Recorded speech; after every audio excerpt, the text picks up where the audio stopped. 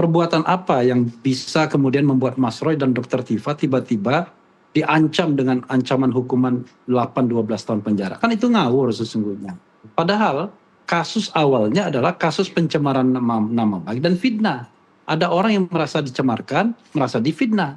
Tiba-tiba digunakanlah pasal-pasal umum yang kata jaksa penuntut umum bahwa kalaupun misalnya itu pengaduannya ditarik, eksistensi pasal itu tetap tidak menghilangkan hak negara untuk menuntut. Coba bayangkan kan, kelihatan ada skenario-skenario yang kita bisa baca. Karena itu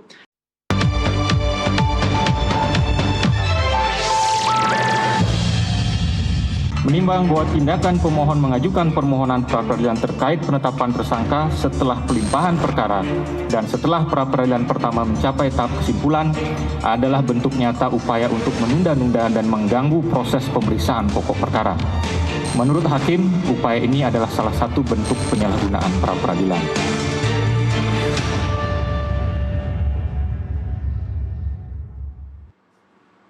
Pemirsa, terima kasih Anda masih bersama kami di NTV Prime. Kita lanjutkan perbincangan. Saya kembali ke Bang Yakub sekarang untuk menjawab. Tadi Mas Refli mengatakan kan tidak ada resikonya untuk klien Anda. Jawaban Anda seperti apa, Bang Yakub? Di Kompas TV. Iya Mbak, ya tentunya kita bukan berbicara tentang resiko atau tidak resiko ya. Artinya kita berbicara mengenai hukum acara yang ada, hukum positif yang ada. Dimana kalau tadi juga ada berbicara bahwa itu hanya bisa dilakukan sekali, 2 kali, 3 kali, atau berapa puluh kali, itu kembali sebenarnya kan mengenai upaya paksa itu sudah diatur juga dalam KUHP baru. Pasal 160 ayat 3 juga sudah menyatakan itu hanya dapat dilakukan sebenarnya sekali untuk hal yang sama. Nah, kemudian dikuatkan juga oleh pertimbangan hakim tadi. Kalau ini tadi dipecah-pecah juga, itu merupakan penyalahgunaan pra-peradilan juga dan bentuk untuk menunda-nunda. Jadi sebenarnya cukup clear dengan adanya putusan tadi, kira-kira itu sebagai snapshot, kira-kira ke depannya seperti apa. Itu kalau pendapat kami. Tapi harapan kami sebenarnya regardless ini mau dibawa 3-4 kali atau sebagaimana keinginan dari kubu Mas Roy, kalau dari kami Mbak, intinya kami ingin pokok perkara ini cepat disidangkan. Kenapa? Karena kalau tidak ini tidak akan selesai lagi. Sampai kapan lagi kita menunggu? Semua orang berhak untuk mendapatkan akses kepada kebenaran itu sendiri. Dan khususnya klien kami sebagai pelapor. Sudah lama sekali kami menunggu perkara ini cepat untuk disidangkan. Jadi kalau mengenai pra-peradilan ini kembali lagi, kalau secara aturan sebenarnya sudah cukup clear semua dan pertimbangan hakim juga cukup clear. Tapi sekarang kembali kapan pokok perkara ini disidangkan. Nah, satu lagi juga sebenarnya tadi ada pertimbangan hakim yang cukup menarik juga bahwa hakim sangat mempertimbangkan karena permohonan pra-peradilan ini baru juga dimasukkan setelah perkara dilimpahkan. Padahal penetapan tersangka sudah dari tahun lalu, dari bulan November. Ini kan juga pasti menjadi bahan pertimbangan hakim juga. Ada apa? Justru itu kan udah setelah dilimpahkan baru mengajukan, kemudian dipecah-pecah juga, dan kemudian di KUHP pun sudah diatur hanya boleh sebenarnya sekali atas objek yang sama. Jadi ini saya rasa bentuk pembelajaran juga lah untuk seluruh stakeholders hukum agar tidak menyalahgunakan forum pra-peradilan yang sebenarnya lembaga ini sudah sangat dikuatkan di KUHP baru ini. Jangan sampai dengan penguatan lembaga ini juga justru mengurangi atau memperlemah aspek-aspek kepastian hukum dan juga keadilan bagi pencari keadilan, Mbak. Bang Yakub, kalau dari klien Anda sendiri ini kan memang kan ada 2 kasus yang sedang berjalan, yang satu masih pra-peradilan, yang satu lagi memang sudah berjalan sidang. Ada komentarkah tentang kedua terdakwa ini? Tentunya kalau dari pihak kami, Pak Jokowi sendiri pun, klien kami sangat menghormati kedua proses yang sedang berjalan. Apakah teknis persidangannya nanti pemeriksaannya akan dipisah seluruhnya?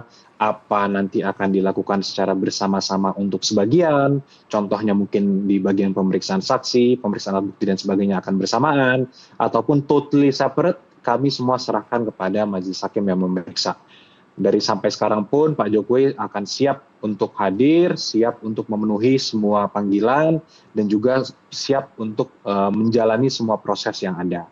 Dan juga dari pihak kuasa dari penasihat hukum dari Bu Tifa juga sempat mengatakan ini proses bisa berjalan bertahun-tahun. Ya mungkin kami juga minta perhatian majelis hakim dan juga lembaga peradilan yang ada sebagai pengawas juga dari tingkat Mahkamah Agung juga untuk mengawasi agar jangan sampai ada upaya juga untuk menarik ini sampai 2-3 tahun perkaranya.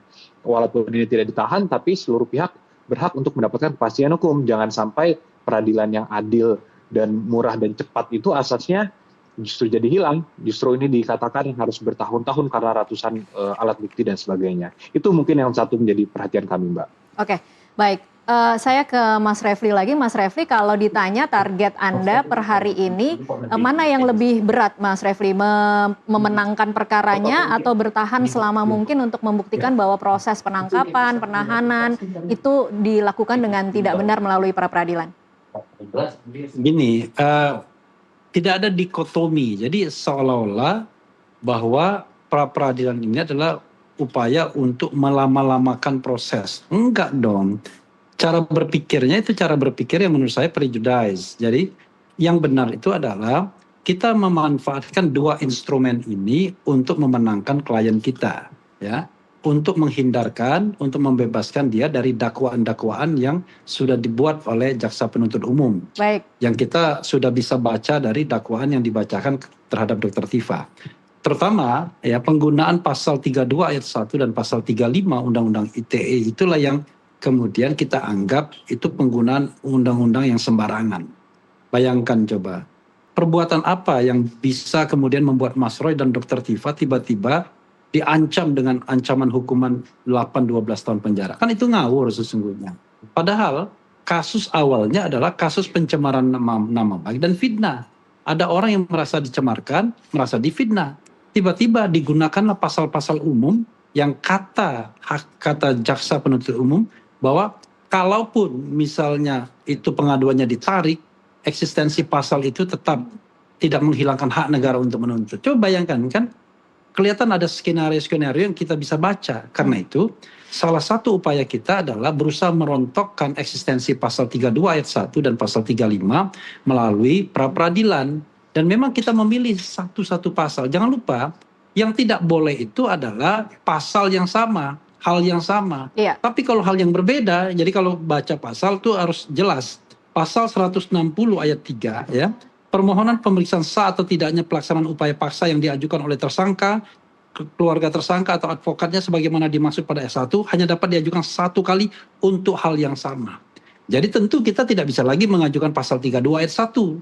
Tetapi pasal lain ya masih bisa. Masih berapa banyak Mas Refli cadangan pasal-pasal yang kemudian akan saya kira diperadialkan? itu tadi saya katakan bergantung pada bagaimana strategi kita untuk memenangkan kasus ini kan begitu. Jadi kalau kita berstrategi untuk memenangkan kasus ini, jangan kemudian dianggap itu adalah upaya untuk menghindarkan diri dari pokok perkara. Oke, Sekali lagi saya katakan, resiko hakim itu adanya di Roy Suryo, Dr. Tifa, yang didakwa dengan ancaman hukuman 12 tahun penjara. Bukan Pak Jokowi. Baik. Kecuali Pak Jokowinya yang didudukkan sebagai terdakwa. Nah itu baru dia harus melakukan upaya-upaya untuk membebaskan dirinya. Baik. Ini dia melaporkan orang dan kemudian atas laporan tersebut 2 orang warga negara terbaik, salah satu yang baik lah ya, dengan tingkat pendidikan tinggi kemudian didakwa dengan ancaman 12 tahun penjara. Baik. Dan itu Mas Refli, kualifikasinya kan kejahatan berat. iya, fakta bahwa hakim mengabulkan atau menerima sebagian di gugatan yang pertama, kemudian menolak di gugatan yang kedua, itu tidak kemudian membuat strategi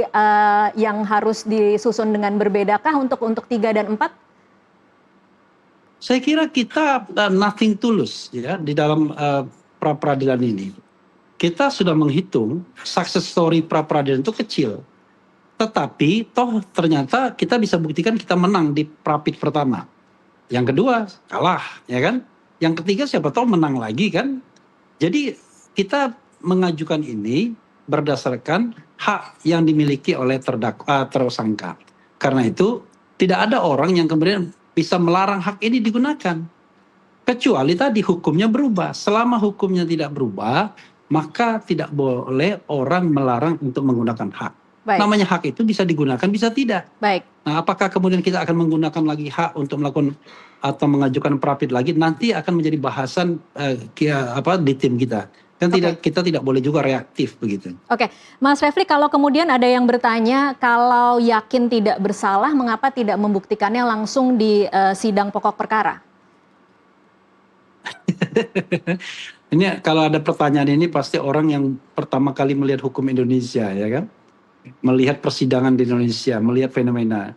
Enggak begitu. Kita juga harus berhitung ya faktor-faktor non hukum yang selama ini ada di dalam setiap pengadilan di Indonesia. Nah, karena itu saya katakan tadi, ketika pasal 32 ayat 1 dan pasal 35 digunakan saja, maka kita sudah mencium ketidakberesan dalam proses penegakan hukum kasus pencemaran nama baik dan fitnah ini.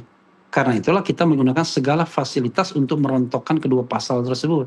Soal berhasil, soal tidak, itu kan perjuangan. Satu. Yang kedua, Anda seperti tidak belajar dari apa yang terjadi selama ini. Banyak orang yang tidak bersalah, ya, kemudian tetap dihukum juga. Atau orang yang kemudian akhirnya dibebaskan, tapi sudah merasakan jeruji besi juga. Karena itu, ya, bukan ukurannya bersalah atau tidak bersalah, yakin atau tidak yakin, tapi ukurannya adalah fasilitas apa yang bisa kita gunakan untuk membela diri, memenangkan kasus ini, meringankan beban klien kita, dan lain sebagainya.